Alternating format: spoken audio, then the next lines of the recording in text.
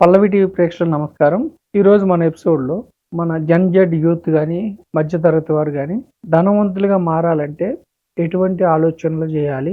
ఎటువంటి ఇన్‌కమ్ మనకి ఉండాలి అన్నది మనం చూద్దాం. ఇప్పుడు మనకి 'రిచ్ డాడ్ పూర్ డాడ్' రచయిత రాబర్ట్ కియోసకి గారు చెప్పిన దాని ప్రకారం ఏమిటంటే, ఇప్పుడు చూడండి, మీరు ధనవంతులుగా మారాలంటే మీ చేతిలోనే ఉంది ఆయుధం. ఎట్లా అంటే, ఇప్పుడు మీ చేతిలోకి డబ్బొస్తుంది. అంటే మీరు ఉద్యోగం చేయటం వల్ల కావచ్చు, వ్యాపారం చేయటం వల్ల కావచ్చు, మీ చేతిలోకి డబ్బొస్తుంది. వచ్చిన డబ్బుని మొత్తం ఖర్చు పెట్టేస్తే, అంటే ఏమీ మిగుల్చుకోకుండా, ఇన్వెస్ట్ చేయకుండా మొత్తం ఖర్చు పెట్టేస్తే, మనం ఎప్పటికీ పేదవారిగానే ఉంటాము. జీవితం మొత్తం మనం, అంటే ఎవరైతే ఖర్చు పెడుతున్నారో జీవితం మొత్తం వారు పేదవారిగానే ఉంటారు. జీవితం మొత్తం వారు పనిచేస్తేనే లైఫ్ ముందుకెళ్తుంది. సో, ధనవంతుడు అవ్వాలా, పేదవారుగా ఉండాలన్నది మీ చేతిలోనే ఉంటుంది. అంటే మీకున్న పెద్ద అసెట్ ఏమిటంటే మైండ్ అండ్ టైం. అంటే మీరు ఆలోచన, డబ్బుని ఎలా పనిలో పెట్టాలని మీరు ఆలోచన చేయాలి. వచ్చిన డబ్బుని యాజ్ ఇట్ ఈజ్గా మీరు ఖర్చు చేసేస్తే లైఫ్ మొత్తం హ్యాండ్ టు మౌత్, అంటే పేదవారిగానే ఉంటారు. వచ్చిన డబ్బులు సరిపోకుండా జీవించాల్సి ఉంటుంది. ఇలా కాకుండా సెకండ్ మైండ్ సెట్ ఏమిటంటే middle class mind set. Middle class mind set ఏమిటంటే లయబిలిటీస్ ఎక్కువ పెట్టుకుంటారు. అంటే ఇల్లు కొనుక్కుంటారు, ఇల్లు కొనుక్కొని దానికి ఈఎంఐలు పెట్టుకుంటారు. కారు కొనుక్కుంటారు, ఈఎంఐలు పెట్టుకుంటారు. అంటే ప్రతి వస్తువు ఇది ఓకే. ఇల్లు కొనుక్కుంటే మీకు ఒక ఆస్తి సమకూరుతుంది. ఇంట్లో ఉండటానికి మీకు ప్రశాంతమైన మనసు, ప్రశాంతంగా ఉంటుంది. మంచిదే, ఆనందమే. సమాజంలో కూడా మీకు గౌరవం దక్కుతుంది. ఇల్లు కొనుక్కోవటం మంచిదే, నేను కాదనట్లేదు. అయితే ఏమిటంటే, ఎక్కువ వచ్చిన డబ్బుని లయబిలిటీస్కి ఎక్కువ పెట్టుకుంటే జనరల్గా మనం మిడిల్ క్లాస్గా మిగిలిపోయే అవకాశం ఉంది. ఇల్లు కొనుక్కోవడం మంచిదే, నేను కాదని అనట్లేదు. మూడవది ఏమిటంటే rich mind set. Rich mind set ఏమిటంటే డబ్బుని పనిలో పెడతారు. అంటే పూర్ అండ్ మిడిల్ క్లాస్ ఏమిటంటే డబ్బు కోసం పనిచేస్తే, రిచ్ వారి కోసం ఏమిటంటే డబ్బు వారి కోసం పనిచేస్తుంది. డబ్బుని ఎలా పనిలో పెడతారు అంటే రిచ్ మైండ్ సెట్. మనము మన ఎపిసోడ్ చూసే వ్యక్తులు, మన ఎపిసోడ్ చూసే ప్రేక్షకులు రిచ్ మైండ్ సెట్ అలవర్చుకోవాలనేది నా ఉద్దేశం.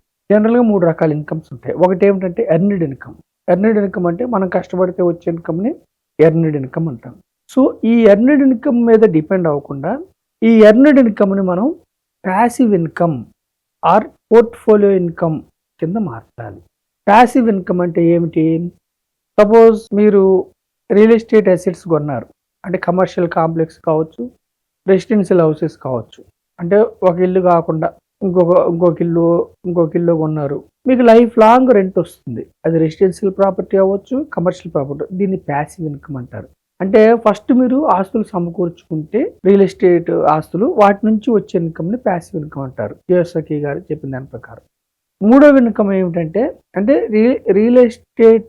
రియల్ ఎస్టేట్ ఆస్తులు సమకూర్చుకోవాలంటే మీకు పెద్ద మొత్తంలో డబ్బు కావాలి. ఇప్పుడు మన జెడ్ యూత్ కానీ, కొత్తగా ఉద్యోగం వచ్చిన యూత్ కానీ రియల్ ఎస్టేట్ అసెట్స్ బిల్డ్ చేసుకోవాలంటే అంత ఈజీగా అయ్యే పని కాదు. అంటే పెద్ద సాఫ్ట్వేర్ ఉద్యోగం, లేదంటే డాక్టర్సో, లేదంటే సైంటిస్ట్సో, గ్రూప్ 1 ఎంప్లాయీస్, అంటే చదువులో మిక్కిలి సక్సెస్ అయిన వాళ్ళు మాత్రమే రియల్ ఎస్టేట్ అసెట్స్ బిల్డ్ చేసుకోగలరు. Common man real estate assets build చేసుకునే అవకాశం లేదు. అంటే ప్యాసివ్ ఇన్కమ్ కామన్ మ్యాన్కి, ప్యాసివ్ ఇన్కమ్ రియల్ ఎస్టేట్ ద్వారా జనరేట్ చేసుకోవాలంటే అంత ఈజీ కాదు. రెండవది ఏమిటి ఆయన చెప్పింది ఏంటంటే, కియోసకి గారు చెప్పింది పోర్ట్ఫోలియో ఇన్కమ్. పోర్ట్ఫోలియో ఇన్కమ్ అంటే ఏమిటంటే పేపర్ అసెట్స్. అంటే అది స్టాక్స్ కావచ్చు, బాండ్స్ కావచ్చు. వీటిని ఏమంటారంటే పోర్ట్ఫోలియో ఇన్కమ్. అయితే పోర్ట్ఫోలియో ఇన్కమ్ ద్వారా బాగా ధనవంతులైన వ్యక్తులు ఎవరంటే మీకు తెలిసిన విషయమే. ప్రపంచవ్యాప్తంగా one of the richest person ఎవరంటే మనకి ఈయన వారెన్ బఫెట్ గారు. ఆయన కేవలం స్టాక్స్ ద్వారా చాలా మిక్కిలి ధనవంతులయ్యారు. అలాగే చాలామంది స్టాక్స్ ద్వారా ధనవంతులయ్యారు. రాకేష్ జుంజున్వాలా గారు కావచ్చు, అట్లాంటి వాళ్ళు.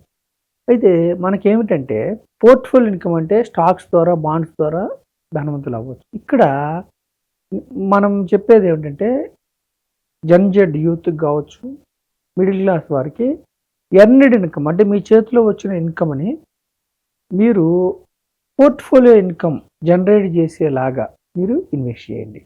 అయితే ప్యాసివ్ ఇన్కమ్ వచ్చేలాగా ఇన్వెస్ట్ చేయొచ్చు. ప్యాసివ్ ఇన్కమ్ అంటే చిన్న వాళ్ళకి సాధ్యం కాకపోవచ్చు.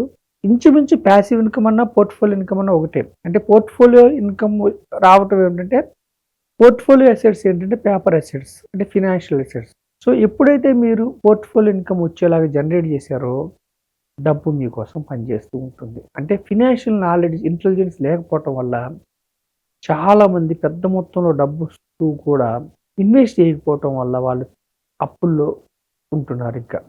సో, మన ఎపిసోడ్ ద్వారా జెడ్ యూత్‌కి, మధ్యతరగతి ప్రజలకి మనం ఏం చెప్తున్నామంటే, మీ యొక్క ఎర్న్‌డ్ ఇన్‌కమ్‌ని అంటే మీరు సంపాదించే ఇన్‌కమ్‌ని ప్యాసివ్ ఇన్‌కమ్ కింద, పోర్ట్‌ఫోలియో ఇన్‌కమ్ కింద మార్చండి. డబ్బుని మీరు పనిలో పెట్టండి. అంటే మీకోసం డబ్బు పనిచేయాలి. మీకోసం డబ్బు ఎప్పుడు పనిచేస్తుందంటే, మీరు కొన్ని స్టాక్స్ పోర్ట్‌ఫోలియో బిల్డ్ చేసుకున్నా పనిచేస్తుంది. అయితే స్టాక్స్ పోర్ట్‌ఫోలియో మీరు బిల్డ్ చేసుకోవాలంటే మిక్కిలి నాలెడ్జ్ కావాలి. అది అంత ఈజీ కాదు. అంత నాలెడ్జ్ లేని వ్యక్తులైతే ఇండెక్స్ ఫండ్స్, భారతదేశ స్టాక్ మార్కెట్‌లో పెద్ద కంపెనీస్‌లో మీరు ఓనర్‌షిప్ తీసుకోవటాన్ని ఇండెక్స్ ఫండ్స్ అంటారు. Diversified index funds. అలా మీరు ఇండెక్స్ ఫండ్స్‌లో మీరు ఓనర్‌షిప్ తీసుకుంటే మీకు పోర్ట్‌ఫోలియో ఇన్‌కమ్ జనరేట్ అవుతుంది లాంగ్ పీరియడ్‌లో. లేదంటే ఈటీఎఫ్‌లు, లేదంటే డైవర్సిఫైడ్ ఈక్విటీ మ్యూచువల్ ఫండ్స్. ఇలా మీరు పోర్ట్‌ఫోలియో ఇన్‌కమ్‌ని జనరేట్ చేసుకోవచ్చు. సో, నేనేమంటున్నామంటే, మీరు పేదవారిగా ఉంటారా, మధ్యతరగతి వారిగా ఉంటారా అన్నది మీ చేతిలో ఉంటుంది. ధనవంతులుగా మారాలన్నప్పుడు మీరేం చేయాలంటే, మీ చేతిలో వచ్చిన ఎర్న్‌డ్ ఇన్‌కమ్‌ని మీరు passive income or portfolio income కింద మార్చాలి. మార్చాలంటే ఏం చేయాలంటే, డబ్బుని పనిలో పెట్టాలి. డబ్బుని పనిలో పెట్టాలంటే, మీరు పోర్ట్‌ఫోలియో ఇన్‌కమ్‌లో అయితే చిన్నగా ఇప్పుడు స్వయం కృషితో సక్సెస్ అయిన వ్యక్తులు చూడండి, వాళ్ళు ఫస్ట్ చిన్నగా స్టార్ట్ చేస్తారు.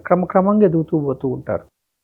చాలామంది ఈ రోజుల్లో ఏమనుకుంటారంటే, ఇన్వెస్ట్‌మెంట్ స్మాల్ అమౌంట్‌తో స్టార్ట్ చేయొచ్చు అని తెలియకో, లేదంటే తెలిసినా కూడా పెద్ద మొత్తంలో ఇన్వెస్ట్ చేద్దామని పెద్ద గోల్స్ కోసం ప్రయత్నిస్తూ ఉంటారు. అట్లా కాదు. మీరు ఇన్వెస్ట్‌మెంట్ కొంచెంతో కూడా స్టార్ట్ చేయొచ్చు. కానీ ఇన్వెస్ట్‌మెంట్ స్టార్ట్ చేసినప్పుడు ఏమవుతుందంటే, ఇన్వెస్ట్‌మెంట్ మీకు హ్యాబిట్ అవుతుంది. పోర్ట్‌ఫోలియో ఇన్‌కమ్ జనరేట్ అవ్వడానికి అవకాశం ఉంటుంది. కొన్ని రోజుల తర్వాత మీకు ఫినాన్షియల్ ఫ్రీడమ్ దొరుకుతుంది. అంటే మీరు ఇంట్లో కూర్చున్నా, ఉద్యోగం లేకపోయినా, బిజినెస్ సరిగ్గా నడవకపోయినా, మీరు ఇన్వెస్ట్ చేసిన పోర్ట్‌ఫోలియో మీకోసం పనిచేస్తుంది. జీవితం మొత్తం మిమ్మల్ని ముందుకు తీసుకెళ్తుంది. సో, నా ఎపిసోడ్ ద్వారా నేనేం చెప్తున్నా అంటే, జెడ్ యూత్‌కి కావచ్చు, మధ్యతరగతి ప్రజలు కావచ్చు, పేదవారికి కావచ్చు, మీ యొక్క సంపాదించిన ఎర్న్‌డ్ ఇన్‌కమ్‌ని ప్యాసివ్ ఇన్‌కమ్‌గా మార్చడానికి, పోర్ట్‌ఫోలియో ఇన్‌కమ్‌గా మార్చడానికి మీరు డబ్బుని పనిలో పెట్టండి. అది స్టాక్స్ కావచ్చు, బాండ్స్ కావచ్చు. అంటే మీరు ఇంట్లో పడుకున్నా మీకోసం డబ్బు పనిచేయాలి.